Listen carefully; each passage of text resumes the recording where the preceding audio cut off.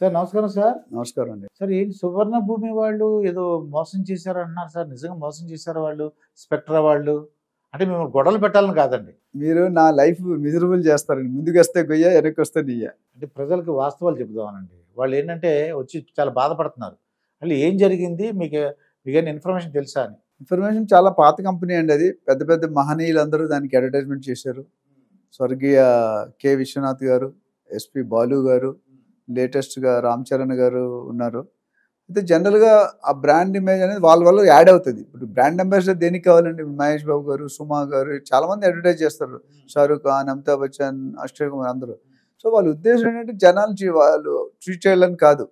వాళ్ళ వల్ల ఇమేజ్ పెరిగి ఫాస్ట్గా సేల్సే విన్ సిచ్యువేషన్ వస్తుంది. కానీ ఇక్కడ ఏమైందంటే అనుకోకుండా కొద్దిగా డిఫరెంట్గా అయింది. అయితే owners intention very important. Brand ambassador చూసి పెట్టడం కరెక్ట్ కాదండి. కొద్ది వాల్యూ ఇవ్వండి, మొత్తం వాల్యూ ఇవ్వకూడదు. ఎందుకంటే మన ఎక్సైజ్ మనం చేసుకోవాలి కదండి. ఇప్పుడు హైడ్రా అన్నారు. హైడ్రాలో మీరు చూసుకుంటే బిల్డర్ అక్రమంగా కట్టాడు కొన్ని పర్మిషన్. డిటీసీబీ హెచ్ఎండి ఇచ్చేశారు పర్మిషన్, రేరా ఇచ్చేశారు, బ్యాంక్ లోన్ ఇచ్చారు. బట్ ప్రాబ్లం ఎవరికి వచ్చింది? కొనుక్కునేవాడికి వచ్చింది. ఈ నలుగురు చెక్ చేశారు కాబట్టి వీళ్ళు కొన్నారు. అట్లా నేను అందుకే మొన్న లాస్ట్ టైం వీడియోలో చెప్పాను, వీళ్ళు కూడా చెక్ చేసుకోవాలి. ఎవరు 10 మంది గవర్నమెంట్ అదర్స్ మన చెక్ మనం చేసుకోవాలి కదా. లీగల్ ఒపీనియన్ కానీ ఈసీ కానీ తీసుకోవాలి. సో ఇక్కడ ఏమైందంటే సువర్ణభూమి అనేది మరి ఇంటెన్షనల్ స్కామా అన్ఇంటెన్షనల్ స్కామా తెలియదు. డెఫినెట్గా మంచి అంటే ఏమంటారు అడ్వర్టైజ్మెంట్ బాగా చేస్తారు. ఎప్పుడైనా చూడండి, ఏదైనా సినిమా పోతుందని తెలిసి బాగా అడ్వర్టైజ్ చేస్తారు. ఏదైనా సినిమా పేరు రీసెంట్ కూడా అయింది. ఏ సినిమా అయినా వాళ్ళు ముందు ట్రయల్ షో చూసుకుంటారు, ప్రీమియర్ షో చూస్తారు, లేదా ట్రయల్ చూస్తారు. చూసినట్టు అది అర్థమైపోద్ది సినిమా అనుకున్నదోటి, జరిగిందోటి, జరగబోయేదోటి. అందుకని ఏం చేస్తారు, అన్ని హాళ్ళు కొనేస్తారు. ఫస్ట్ నువ్వు 3-4 రోజులు చూస్తారు, మొత్తం కలెక్షన్ అయితే వచ్చేస్తుంది. తర్వాత హిట్ అవుతుంటే లేకపోతే లేదు. అదేవిధంగా ఎప్పుడైనా ప్రాజెక్ట్కి నెగిటివ్ ఇంటెన్షన్ ఉంటే, అంతకుముందు సాహితీ 2000 crores, ఇంకెవరు జేబీఓ ఏదో ఒక బిల్డర్స్ అదొక 500-600, అంటే నెలకి ఏదో కంపెనీ మూతపడుతుంది, మోసం చేస్తున్నారు. అదే జనాలు మోసపోవడానికి రెడీగా ఉన్నారు కాబట్టి మోసం చేస్తున్నారండి. ఫ్రీ లాంచ్లో ఎందుకు అంటున్నారండి? బైబ్యాక్ గ్యారెంటీ అది ఇస్తే ఇంత ఇస్తాం, 2 సంవత్సరాలు డబ్బులు ఇస్తాం, 3 సంవత్సరాలు ఎలా అవుతుందండి? ఒక బ్యాంకులో మనం 10 కోట్లు వేసుకుంటే 7% వస్తుంది, 7.5 అంటే సంవత్సరానికి ఎంతండి? అంత వస్తుంది. అలాంటిది 2 సంవత్సరాలు డబుల్ అవుతుంటే మనం నమ్మొచ్చా? కష్టం కదా. అంటే సంవత్సరానికి 50-40% పెరుగుతుందా? పెరగదు. నేను ప్రతి వీడియోలో కూడా చెప్తాను, రియాలిటీకి నెక్స్ట్ ఉండాలి. డబ్బులు దండుకునేవాడు ఎన్నైనా చెప్తాడు, మనం చెక్ చేసుకోవాలి కదా. అక్కడ భూమి లేదు, పర్మిషన్ లేవు, డబ్బులు కట్టేశారు. అంతకుముందు కూడా నేను ఏం చెప్పానంటే 90% పేమెంట్ కలెక్ట్ చేసుకున్న దాకా బిల్డర్ ఏం చేస్తాడంటే మీకు అల్లుడిలాగా ట్రీట్మెంట్ ఇస్తాడు. ఏమన్నాను? సన్నీల్లా, అల్లుడిలాగా సన్నీల్లా. ఒక్కసారి 90% కట్టావా నీ బతుకు కోడల కంటే హీనం, అంటే కస్టమర్ బతుకు. ఇది జరుగుతుంది. ఇప్పుడు జరిగింది. ఇప్పుడు నిన్న టీవీలో చూశాను, మన సువర్ణభూమి బాధ్యతలు ఎలా ఏడుస్తున్నారు. ఆఫీస్కి వెళ్తే కొట్టిస్తున్నారు. నాకు తెలియదు, బట్ న్యూస్లో అయితే కొన్ని ఛానల్స్ వచ్చింది. ఆఫీస్కి వెళ్తే కొట్టిస్తున్నారు, కనీసం పలకరించట్లేదు, ఎండి కలవట్లేదు. ఐ థింక్ శ్రీకాంత్, దీప్తి ఏదో ఉన్నారు అందులో, శ్రీధర్. సో వాళ్ళు చేస్తున్నారు. అంటే అది కరెక్ట్ కాదు. ఒక డబ్బులు ఇవ్వడం ఒకటి, ఏదో ప్రాబ్లం అయింది, వాళ్ళకి సర్ది చెప్పాలి కదా. కానీ అవాయిడ్ చేస్తే బౌన్స్ అయిపోయింది. 450 మంది దగ్గర దాదాపు నాకు తెలిసి 180-200 crores కలెక్ట్ చేశారని విన్నాం. 200 crores అనేది పెద్ద అమౌంట్ అండి. ఎన్ని మంది జీవితాలతో రిటైర్ అయిన వాళ్ళు, పెళ్లి కావాలి, పిల్లలు ఉన్న వాళ్ళు అందరూ పెట్టారు. ఒక్కొక్కరు 30-20-40 లక్షలు. మరి ఎలా పెట్టారని మనకి తెలియదు. ఇన్ని వీడియోలో చెప్తూనే ఉన్నాం మనం. గత 5 సంవత్సరాలుగా నేను చెప్తున్నా, ప్రీ లాంచ్లో కొనొద్దు, బిల్డర్ బాగోతే కొనొద్దు అని. అడ్వర్టైజ్మెంట్ చూసి వెళ్ళిపోకూడదండి మనం. ఇప్పుడు సుమా గారు కూడా చూసారు కదా, మన బౌన్స్ అయింది. బ్రాండ్ అంబాసిడర్ కేసులు వేస్తూ ఉంటారు. అది ఎంతవరకు రైట్ రాగా మనం చెప్పలేము, వాళ్ళు ఎంత తీసుకున్నారు అనేది.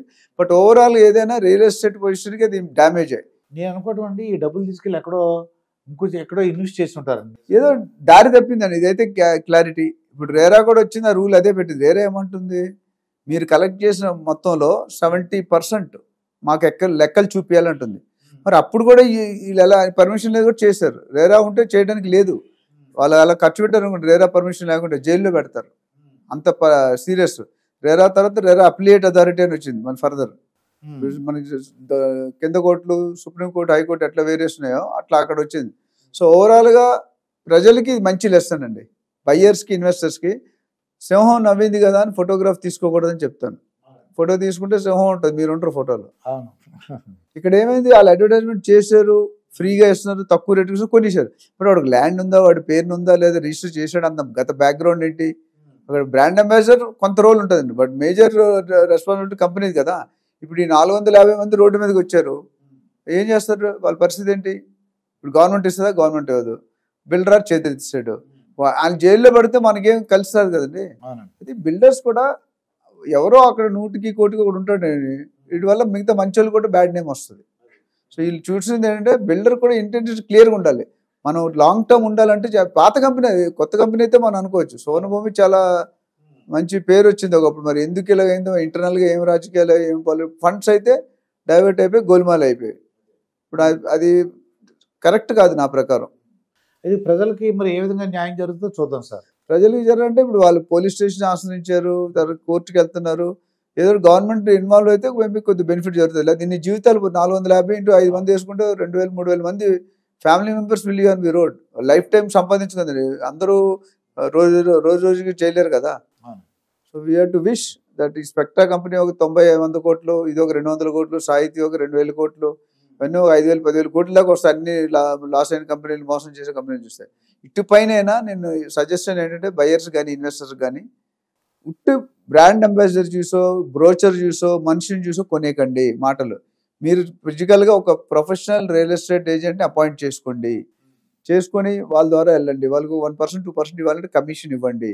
మొత్తం FTL, buffer zone, legal opinion, EC, mutation, link documents, government permission అన్నీ ఉన్నాయి చెక్ చేసుకొని, లీగల్ ఒపీనియన్ మీరు పర్సనల్ బిల్డర్ అంటే నేను తీసుకున్నా అంటాడు. బిల్డర్ తీసుకుంటే మన సొంతంగా మన లాయర్తో, మనకు తెలిసిన నమ్మకం లాయర్తో తీసుకోవాలి.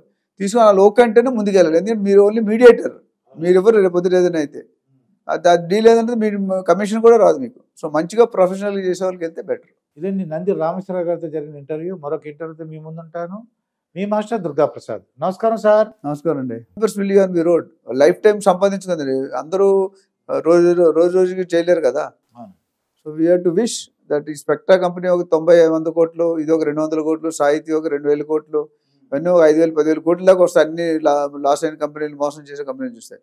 ఇటుపైన నేను సజెషన్ ఏంటంటే బయర్స్ కానీ ఇన్వెస్టర్స్ కానీ ఉట్టు బ్రాండ్ అంబాసిడర్ చూసో, బ్రోచర్ చూసో, మనిషిని చూసో కొనేకండి. మాటలు మీరు ఫిజికల్గా ఒక ప్రొఫెషనల్ రియల్ ఎస్టేట్ ఏజెంట్ని అపాయింట్ చేసుకోండి, చేసుకొని వాళ్ళ ద్వారా వెళ్ళండి. వాళ్ళకు 1% 2% ఇవ్వాలంటే కమిషన్ ఇవ్వండి.